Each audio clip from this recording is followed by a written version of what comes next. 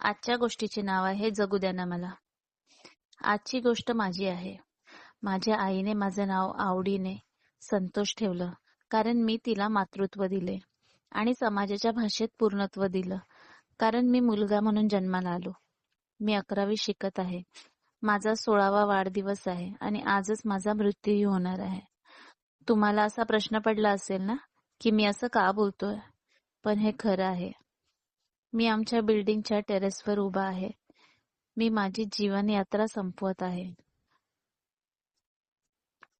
मला माफ कर आई. मला माहिती आहे की माझ्याशिवाय या जगात तुझं दुसरं कोणीही नाहीये आणि फक्त याच गोष्टीसाठी मी तुझ्या प्रेमाखातर सगळं सहन करत होतो. पण नाही होत आहे आता मला माफ कर. आणि संतोषने उडी मारली. इतक्या उंचावून पडल्यानंतर संतोष जिवंत राहणं शक्यच नव्हतं. तो रक्ताच्या थारोळ्यात पडला होता. संतोषने आईसाठी त्याच्या घरात एक चिठ्ठी लिहून ठेवली होती आणि त्या चिठ्ठीची पहिली ओळ होती, माझा वाढदिवस आणि माझा अंत.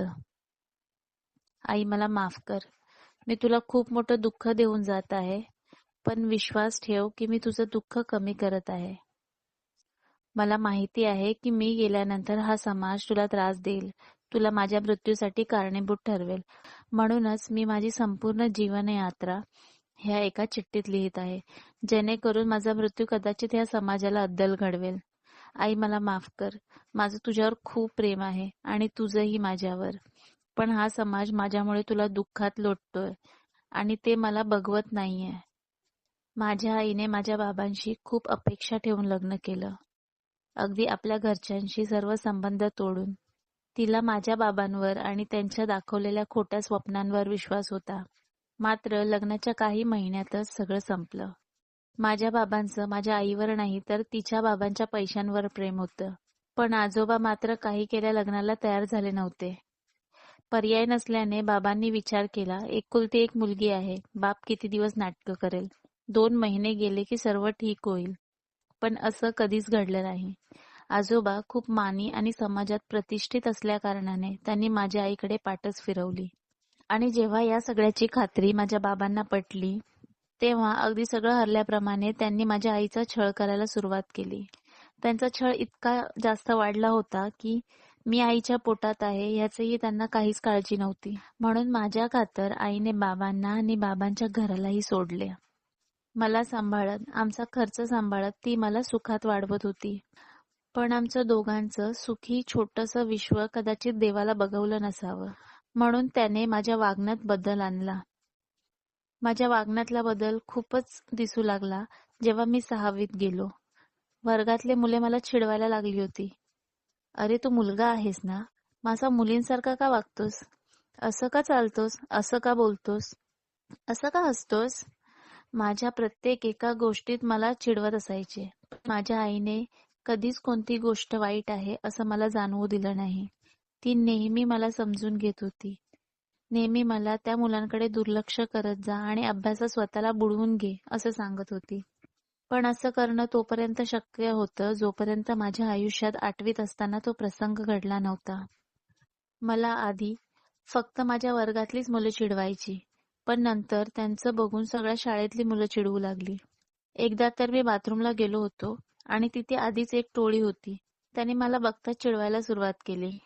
मी तिथून पळून जाण्याचा प्रयत्न केला तर त्यांनी मला पकडले आणि माझे पूर्ण कपडे काढले.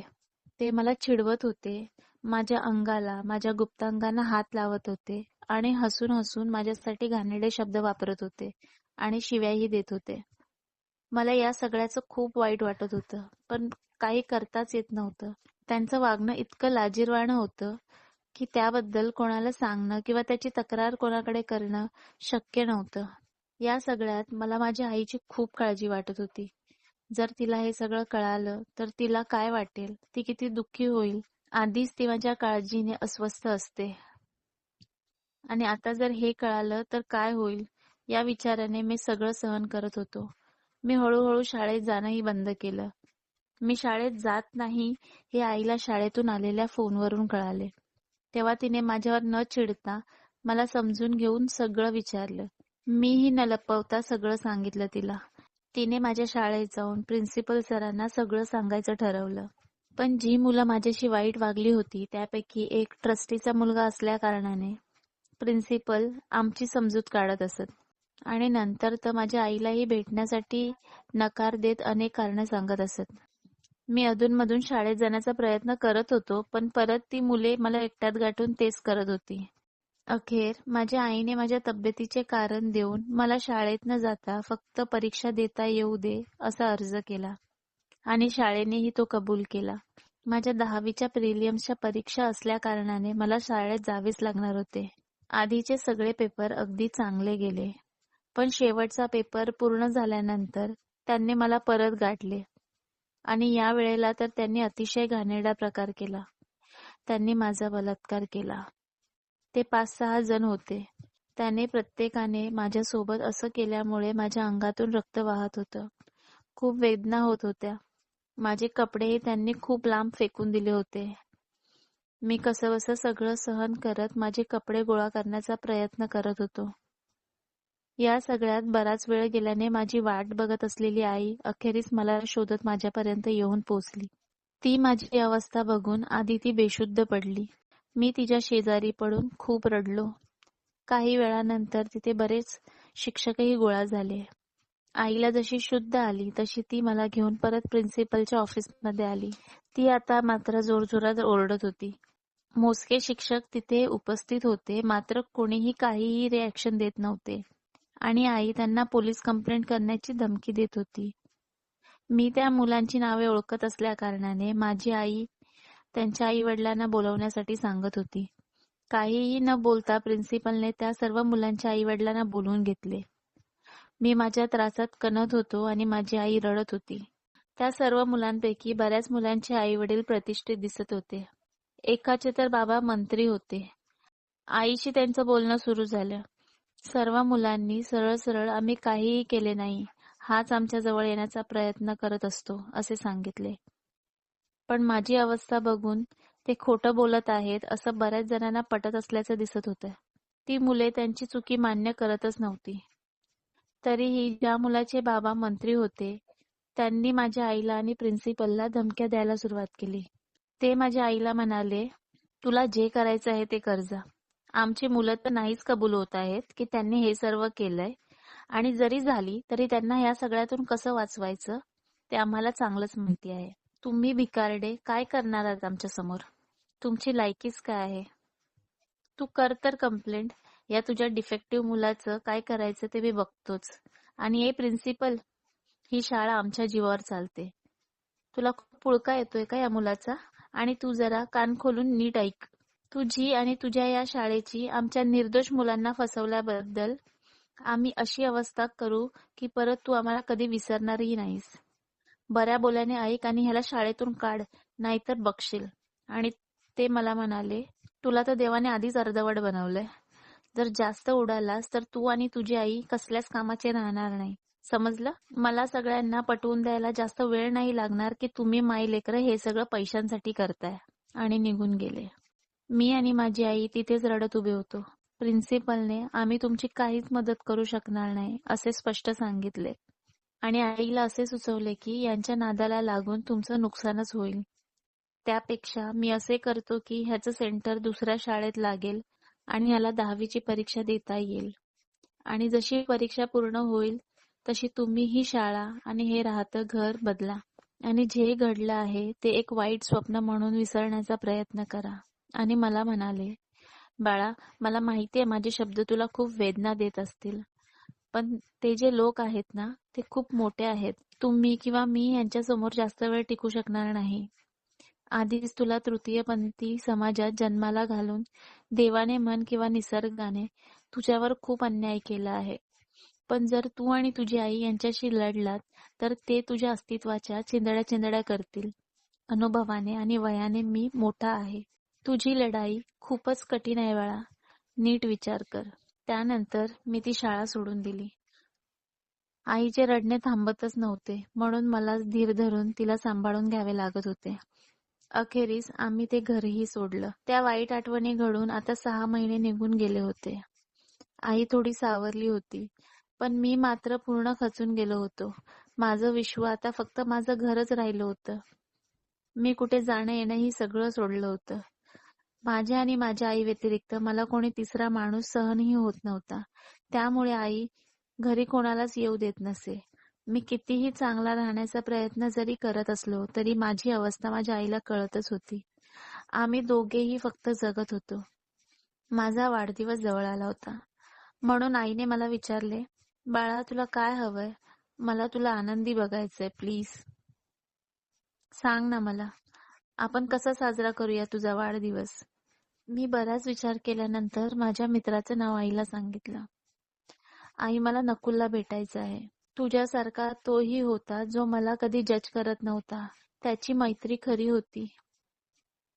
आई मला त्याला खरंच एकदा का होईना पण भेटायचं आहे. आईने यावर स्पष्ट नकार दिला. ती म्हणाली, तू जर त्याला भेटलास तर परत तुझ्या जुन्या आठवणी वर येतील. आपण दोघांनीही खूप प्रयत्न करून त्या आता मागे टाकले आहेत. ऐक माझं, त्याला विसरून जा. मी काहीही न बोलता डोळ्यात पाणी घेऊन माझ्या रूममध्ये निघून गेलो. पण माझी आई, तिला माझ्या सगळ्या वेदना समजत होत्या. इच्छा नसतानाही तिने नकुलला फोन लावला आणि त्याला माझ्या वाढदिवसाचे निमंत्रण दिले आणि विनवणीही केली की कोणाला आमच्या नवीन घरचा पत्ता किंवा माझा हा नवीन नंबर देऊ नकोस. आणि फोन माझ्याकडे आणून दिला. मी नकुलशी खूप बोललो आणि खूप रडलोही. मी त्याला सांगितलं की मला तुला भेटायचं आहे. येशील ना माझ्या वाढदिवसाला? आई सामान आणण्यासाठी बाहेर जाणार आहे. तू लवकर ये. आपण दोघेच असू. खूप गप्पा मारू. असे सांगून मी फोन ठेवला. मी खूप खुश होतो. माझ्या चेहऱ्यावरचा आनंद आईलाही दिसत होता. म्हणून तीही खूप खुश होती. आई आज 12 वाजता सगळं आवरून मार्केटला निघून गेली माझ्या वाढदिवसाची तयारी करण्यासाठी. मी नकुलला 1 वाजता येण्यास सांगितले होते. 1:30 वाजला तरी अजून नकुल आला नव्हता. म्हणून मी खूप दुःखी झालो होतो. पण अचानक डोरबेल वाजली. मला वाटलंच की नकुलच आला असेल.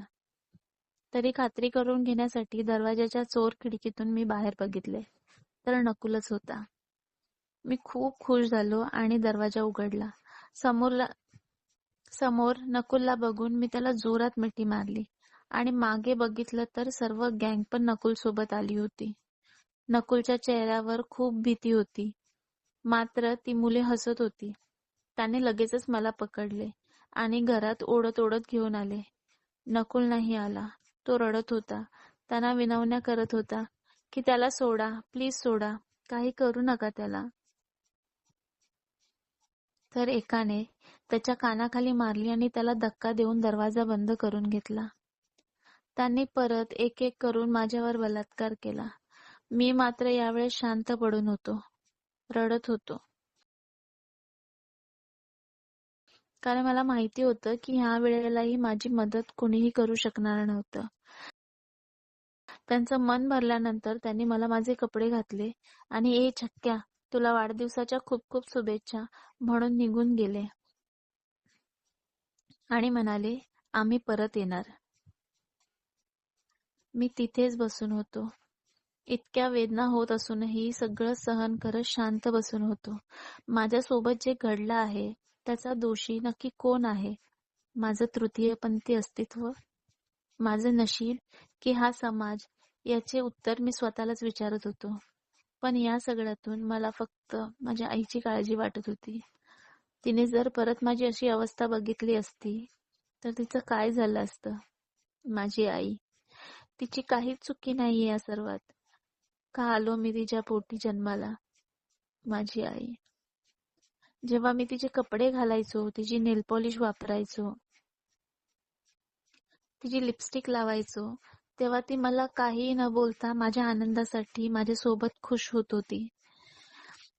अरे तू मुलगा आहेस की मुलगी, हा प्रश्न तिने मला कधीही नाही विचारला. माझी आई. आई मला माफ कर. नाही ग तुझ्यासारखं दुसरं कोणीच. आज मी माझ्या वाढदिवसा दिवशी तुला खूप मोठं दुःख देतोय. मी जातोय. मी जातोय तुला सोडून, कारण हा समाज नाही जगू देणार आपल्याला. मला माफ कर. मी नेहमी तुझ्या सोबतच असेन. पुढच्या जन्मी मी तुझ्याच पोटी जन्माला येईन. एक परिपूर्ण मुलगा किंवा मुलगी बनून. आई मला माफ कर. या सगळ्यात तुझी काहीही चुकी नाहीये.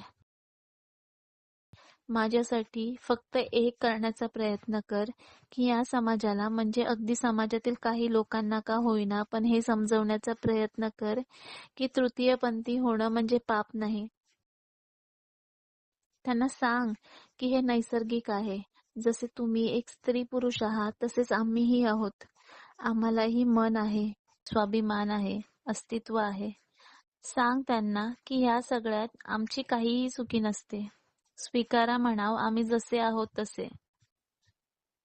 सांग त्यांना तुम्हाला आम्हाला नाकारण्याचा, आमच्यावर अन्याय करण्याचा, आम्हाला दोष देण्याचा, आम्हाला हिणवण्याचा काहीच अधिकार नाहीये. आई मला माफ कर. मी जिवंत असताना तुझ्या दुःखाचं कारण बनून राहिलो असतो. पण जर माझं मरण माझ्यासारख्याच काही लोकांच्या कामी आलं तर तुलाही त्याचं समाधानच मिळेल. पण जर माझं मरण माझ्यासारख्याच काही लोकांच्या कामी आलं तर त्याचं तुलाही समाधानच मिळेल. माझ्या आत्महत्येमध्ये माझ्या आईचा काहीही दोष नाही. तिला कुणीही त्रास देऊ नका. आई मला माफ कर. मला माफ कर आई, प्लीज. सॉरी.